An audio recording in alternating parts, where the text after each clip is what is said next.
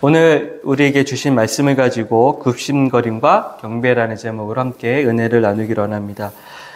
오늘 우리가 함께 읽은 말씀은 예수님께서 광야에서 받으셨던 두 번째 시험의 장면입니다. 여러분 기억하시겠지만 첫 번째는 예수님께 나타나서 이 돌들로 떡을 만들어 먹어보라 라는 그 유혹에 대해서 예수님께서 사람은 떡으로만 사는 것이 아니라 하나님의 입으로부터 나오는 말씀으로 사는 것이다 라고 하면서 그 악마가 물러나가게 됩니다. 그러면서 다시 또 나온 것이 바로 오늘의 장면입니다. 여러분, 이 장면은 교회를 좀 다녔다 하시는 분들은 낯설지 않은 장면이고 이미 뻔히 그 내용이 무엇인지를 아는 장면일 것입니다.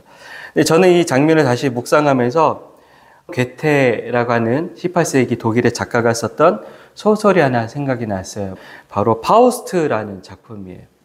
이 파우스트라고 하는 사람은 평생 학문을 연구했던 사람입니다.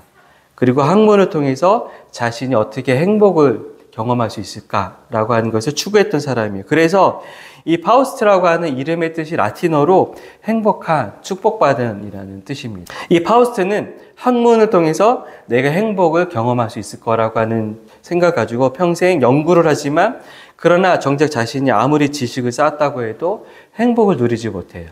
진정한 지혜나 행복을 경험하지 못했던 이 파우스트는 이런 말을 해요. 모든 것이 헛되다. 지식이 헛되구나 라고 하면서 절망하게 되어지죠. 바로 그런 절망의 순간에 불쑥 메피스토텔레스라고 하는 악마가 등장해요. 이 메피스토텔레스의 이름의 뜻은 거짓으로 유혹하는 자라는 뜻입니다. 그래서 메피스토텔레스라고 하는 악마가 절망하는 이 파우스트에게 나타나서 이렇게 얘기해요. 너가 원하는 욕망을 내가 채워주겠다.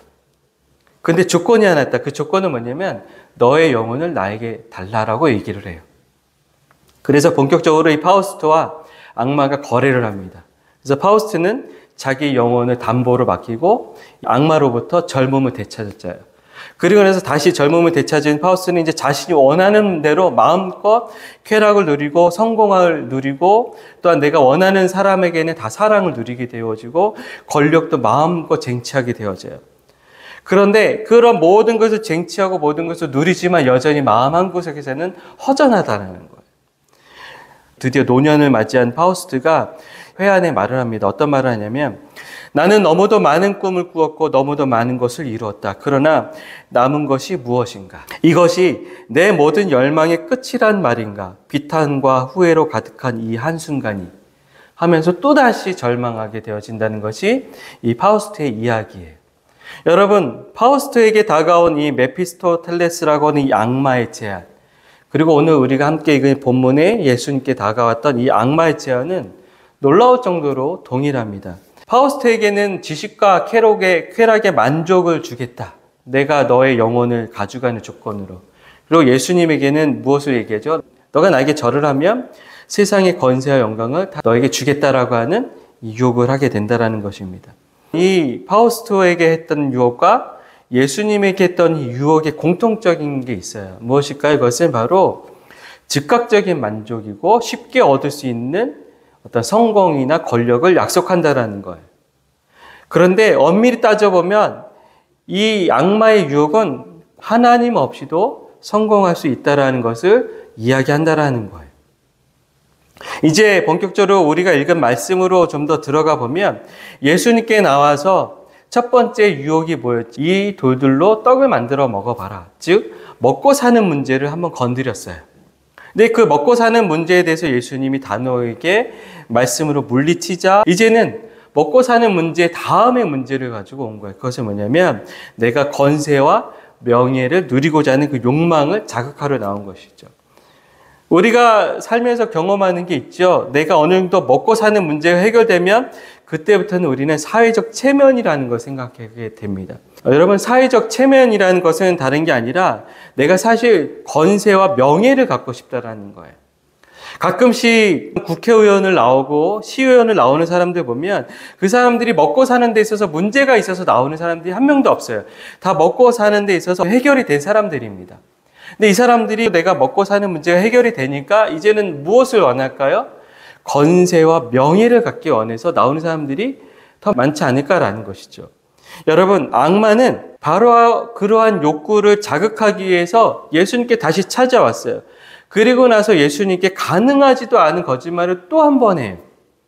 예수님께 했던 그 악마의 거짓말은 어떤 거짓말일까요? 나에게 절을 하면 너가 보는 이 세상의 모든 것들을 내가 주겠다라고 하는 이야기를 해요. 근데 엄밀히 생각해 보면 악마가 과연 이 모든 세상의 것을 예수님께 줄 수 있는 권한이 있을까요? 하나님은 악마에게 그 어떤 권한도 주신 적이 없어요. 다시 말하면 악마는 예수님께 내가 보는 모든 것들을 너에게 주겠다라고 하는 이 거짓말을 하고 있다는 것입니다. 이솝우화 같은 예화가 하나 있어요. 그 예화는 뭐냐면 어느 과학자가 하나님을 향해서 이런 도발적인 이야기를 합니다. 하나님, 나도 당신처럼 흙으로 사람을 만드는 과학을 발전시켰습니다. 그러니까 하나님이 그럼 만들어 봐라 이렇게 얘기를 해요. 그러자 이 과학자가 흙을 한 움큼 움켜쥐고 드디어 자기가 발견해낸 과학적 지식으로 흙으로 사람을 만들어내려고 하기 시작을 해요. 그때 하나님께서 이 과학자에게 한 말이 있어요. 나의 것으로 말고 너의 것으로 시작해라. 했더니 과학자가 머뭇머뭇거리다가 사라졌다고 하는 이솝우화 같은 이야기가 하나 있어요. 무슨 말일까요? 내가 어떤 재주를 가지고 무엇을 했다고 해도 근원적으로 모든 것은 다 하나님의 것이라는 거예요. 우리는 하나님의 것이 아닌 것으로 우리가 살아가거나 무엇인가를 만들 수가 없어요. 동일하게 하나님이 세상을 악마에게 주신 적도 없고 또 악마가 마음대로 자기 거라고 소유를 이야기하면서 하나님의 것을 누구에게도 줄 권세가 없어요. 그런데 예수님에게 나와서 이 거짓의 아비라고 하는 이 악마가 바로 예수님에게 그 거짓말을 얘기하는 거예요. 오늘 본문을 보면서 여러분, 우리 일상에 있어서도 매우 중요한 하나의 통찰력이 있어요. 여러분, 사기꾼들의 특징은 뭐죠? 내 것이 아닌데 내 것이라고 속여서 팔아먹는 사람들이 바로 사기꾼이라는 거예요. 그래서 우리가 집을 얻거나 어떤 건물을 얻거나 할 때 뭘 알아보죠? 정말 그 사람이 그 소유권을 갖고 있는지를 확인해야 되는 거죠. 악마의 자식들이 하는 일이 바로 그 사기꾼의 일을 하는 거예요.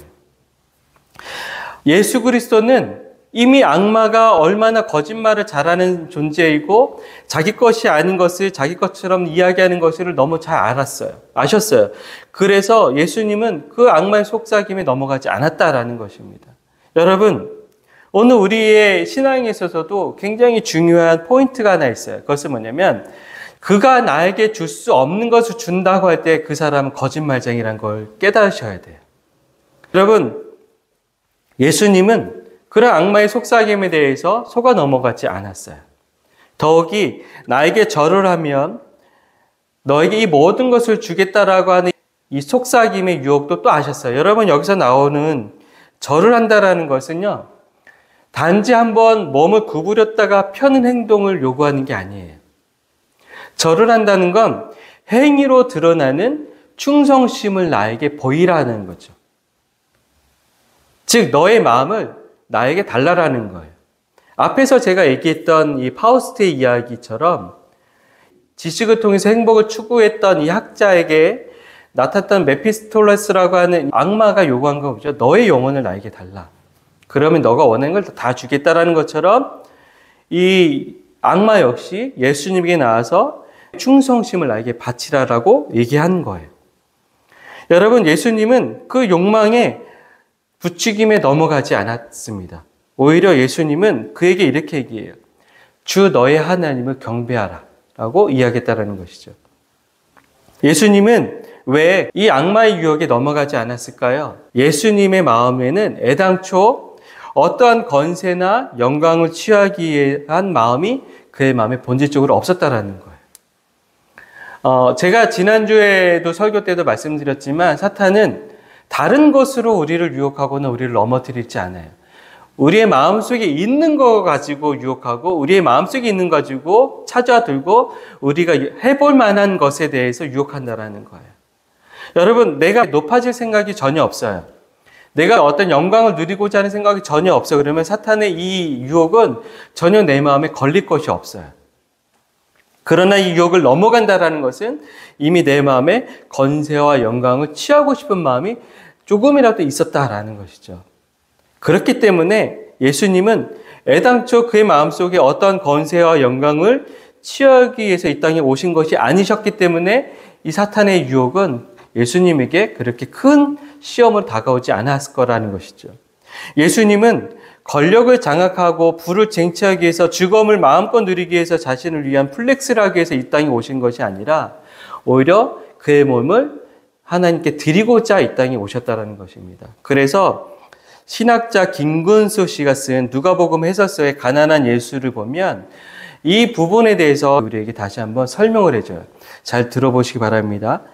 예수에게 권력은 억압이 아니라 봉사다. 예수는 권력을 비판하지 쟁취하려고 애쓰지 않는다. 권력을 탐하는 종교인은 예수와 반대길을 걷는 사람이다. 예수가 유일하게 탐낸 권력은 십자가라는 자기 희생의 권력이다. 예수는 한국의 여느 시골 성당 사제도 누리는 일상적인 권력조차 누린 적이 없다라는 것이죠. 예수님의 삶의 처음과 끝은 단 한 가지로 이어져 가요. 무엇일까요? 아버지의 뜻이 하늘에서 같이 땅에서도 이루어지기를 원하나이다. 예수님의 삶의 이유이고 목적이고 내용이었다라는 거예요. 예수님이 늘 서기관과 바리새인과 율법학자들을 질타하시면서 그들을 안타까워하셨던 것은 무엇이었죠? 이거예요. 그 좋은 머리로, 그 좋은 능력으로 사람들을 섬기고 사람들을 위해서 너를 드려야지 왜 사람들을 위해 군림하고 높아지려고 하느냐라는 것이 바로 예수님의 질타였다라는 거예요. 그렇게 우리에게 필요한 마음은 바로 예수님께서 하셨던 이 마음, 겸허하게 하나님과 이웃을 향해서 내가 살아가기를 원하는 것. 그것이야말로 정말 하나님을 경배하는 삶이다라는 것이죠. 혹시 2주 전에 했던 설교 기억하시나요?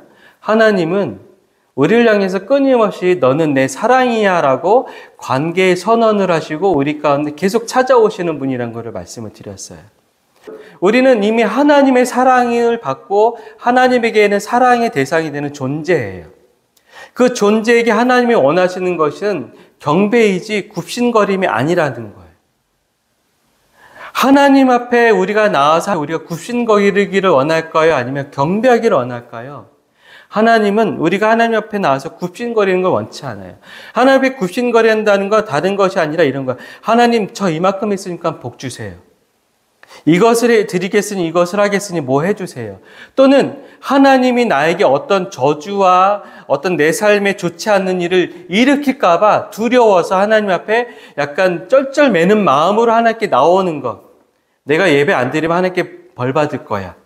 내가 기도 안 하면 하나님께서 나를 용서하지 않을 거야 라는 나오는 그 마음이 아니라는 거예요. 그것은 하나님 앞에 굽신거리는 마음이에요. 근데 하나님은 우리에게 원하는 것은 경배의 마음이라는 것이죠. 여러분, 굽신거림과 경배의 차이가 있어요. 굽신거림과 경배는 외적으로 볼 때는 동일해 보여요.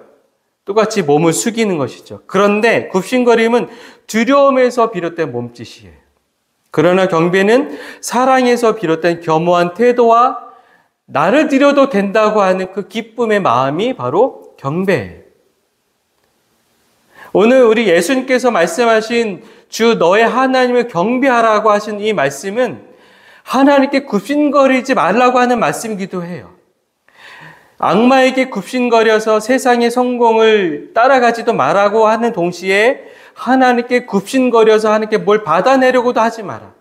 다만 사랑에서 비롯된 그 겸허한 태도와 나를 드리고 싶다라고 하는 그 기쁨의 마음으로 하나님께 설하라고 말씀하시는 거예요. 또 하나, 여러분, 굽신거리면 결국 우리에게 되돌아오는 건 비굴함입니다. 그러나 경배는 나를 비굴하게 만들지 않아요. 어떻게 만들죠? 나를 예배자로 만들어요. 예배자를 만든다는 건 나를 존귀한 존재로 만드는 것입니다. 여러분, 오늘도 우리가 그리스도교회 28번째 예배를 지금 드리고 있어요. 이게 얼마나 영광스러운 일인지 생각해 보셨으면 좋겠어요. 하나님 앞에 내가 예배드리는 예배자가 된다는 건 심지어는 천사들도 부러워하는 일이다라고 얘기했다라는 거예요.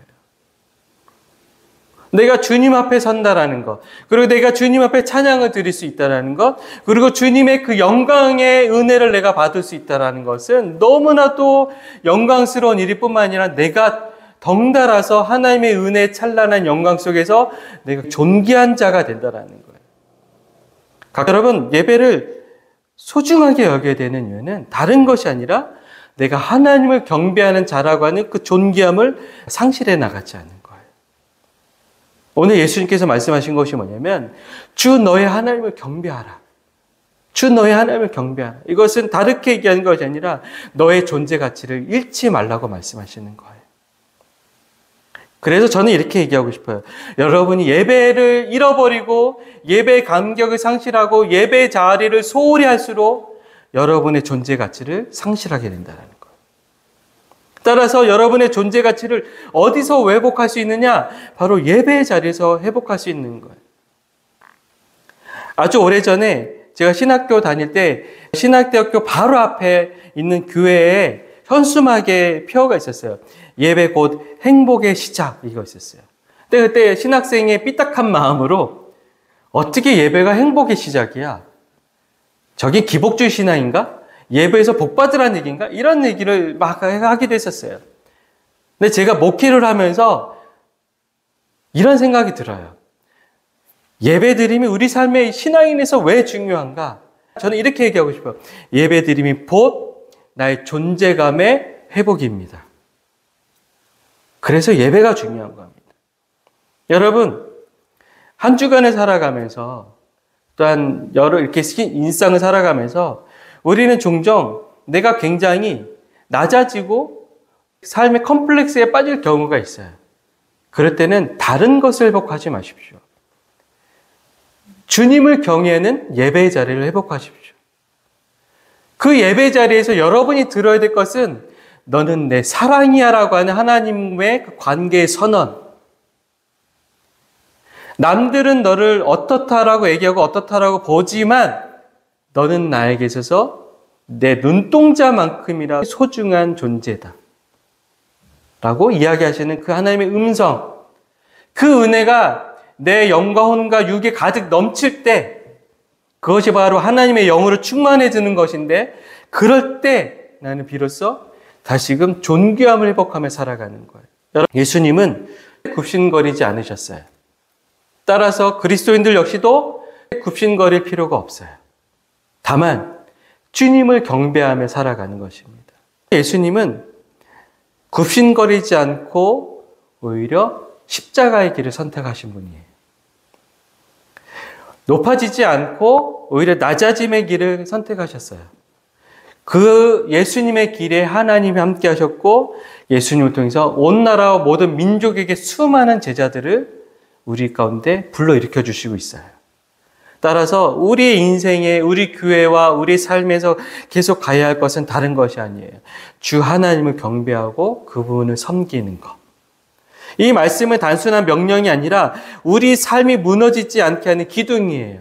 빠른 길, 지름길, 이렇게 하면 빨리 성공할 수 있다라고 하는 그 유혹의 앞에서 우리는 계속해서 옳은 길을 가는 것. 그래서 여러분, 하나님은 당신의 자녀들이 성공에 굽신거리며 살기보다는 하나님을 경배하며 사는 존재가 되는 것. 그걸 원하신다는 것을 우리 마음속에 다시 충분히 받아들여야 된다는 것이죠.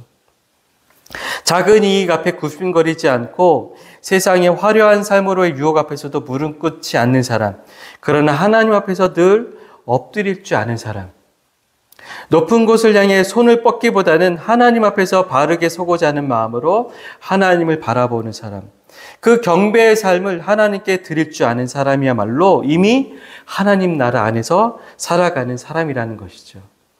그러한 사람이야말로 정말 주께서 복을 내려주실 것입니다.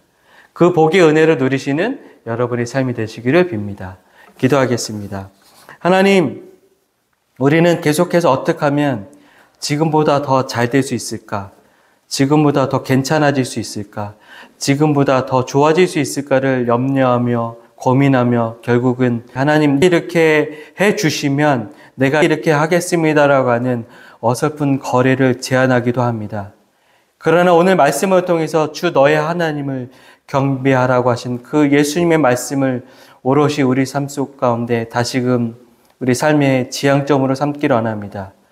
우리가 이렇게 하면 잘 되고 저렇게 하면 더 커지고 이렇게 하면 더 성공한다라고 하는 그런 유혹에 맞서서 다만 주님 앞에 예배하는 자로, 다만 주님 앞에 경배하는 자로, 다만 주님의 은혜를 사모하고 갈망하는 자로 우리가 살아가고 서 있기를 원합니다. 주님, 우리 가운데 필요한 은혜를 가득 내려 주시옵소서. 그래서 오직 주님만 경배하며 살아갈 수 있도록 주님 우리를 붙잡아 주시고 악마의 유혹 앞에 넘어지지 않게 하여 주시옵소서. 예수님의 이름으로 기도합니다. 아멘.